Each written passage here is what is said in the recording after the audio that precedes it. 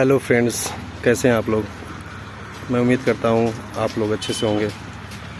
इस समय मैं केचुआ पालन केंद्र नंदना शिवपुर पूरा ये फार्म है। इसमें खाद बनाकर इसको अलग किया जाता है।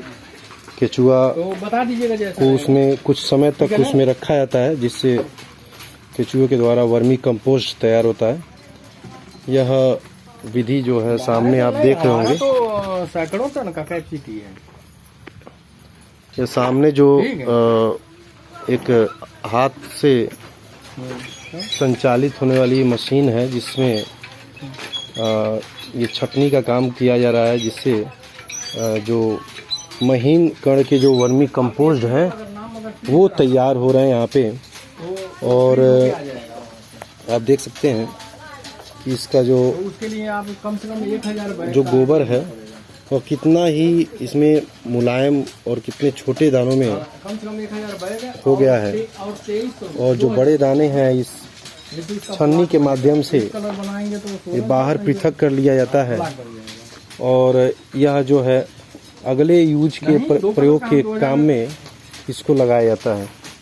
और जो सबसे मतलब ये है तक काम में नया वाला ना। अच्छा, फिर उमन जाई। हाँ, अच्छा। आ कितना दिन ले केचुआ रहेला, तब ओकरे समय के बाद तो 60 दिन में मतलब हेतर की हो जाला। आ केचुआ इसे शुरुआत में कहीं न कहीं से आयल हुई, तब डराइल हुई। 60 दिन में मतलब ओके एतर की कही दिला खाद दूंगा।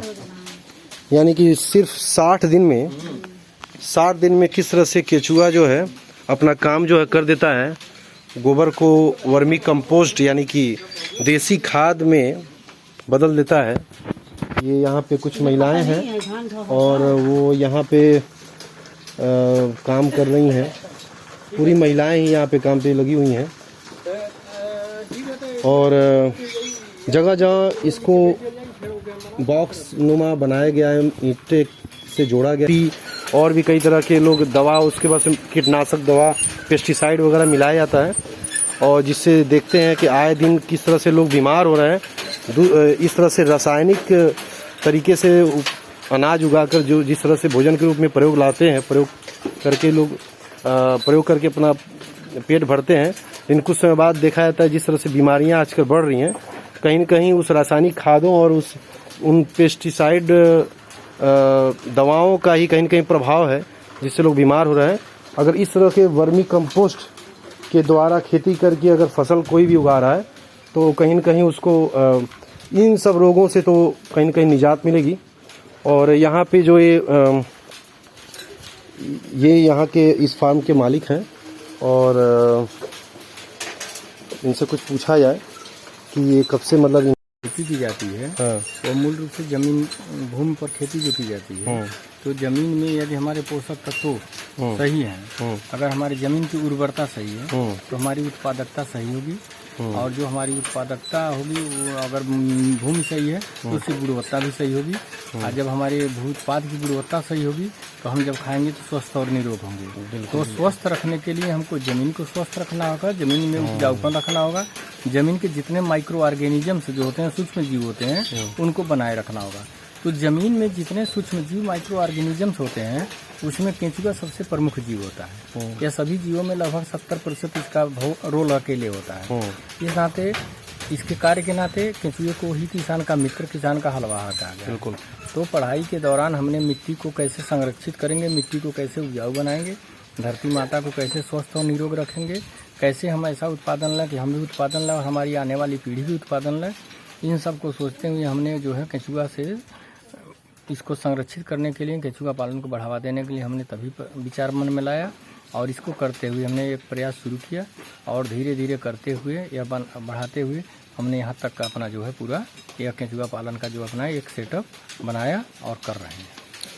जिस तरह से देख सकते हैं, इन्होंने इसी कृषि के संबंध में पढ़ाई भी की है और इसका कहीं न कहीं इस पूरे क्षेत्रवासियों को इसका लाभ मिल रहा है। और इन्होंने अभी बताया इसका दो बहुत ही मुख्य महत्वपूर्ण बिंदु है। एक तो जो उपजाऊपन है वो जाएगा नहीं, उपजाऊ की जो मात्रा होती है अनाज की वो बढ़ेगी, और दूसरा रोग जो है, जो तरह तरह के रासायनिक दवाओं या खाद से उपजे हुए अनाज को खाने से मनुष्य रोगी हो जाता है, उस रोग से भी निजात मिलेगी। और ये बहुत अच्छा प्रयास है इनका। महाराज जनपद में बहुत सारे यहाँ पे सरकारी कार्यों में भी अगर ट्रेनिंग की बात की जाए, अगर जो भी जिस तरह से आजकल लोग दुकान खोले हुए हैं और रासायनिक चीज़ों को और भी कई तरह के चीज़ों को बेच रहे हैं, और वहाँ उन लोगों को जो ये विभाग द्वारा विजिटिंग भी कराया जाता है। और जिस तरह से यहाँ पे बहुत ही शांत माहौल है, जिस तरह से यहाँ पे खेती हो रही है, वर्मी कंपोस्ट की जो केचुओं के माध्यम से वर्मी कंपोस्ट खाद बन रहा है, यह कहीं न कहीं शरीर को स्वस्थ भी रखेगा और किसानों के आय को भी बढ़ाएगा। और इसके लिए मैं इनको बहुत बहुत धन्यवाद देता हूं कि इन्होंने इस तरह से नवाचार लाया, अपने जीवन में भी नवाचार लाया, और इसके साथ साथ इस पूरे क्षेत्र के किसानों, और कहीं न कहीं हमको लगता है जिले के बाहर भी इनका सामान जाता होगा, वहाँ के भी किसान कहीं न कहीं लाभान्वित होते होंगे। इसी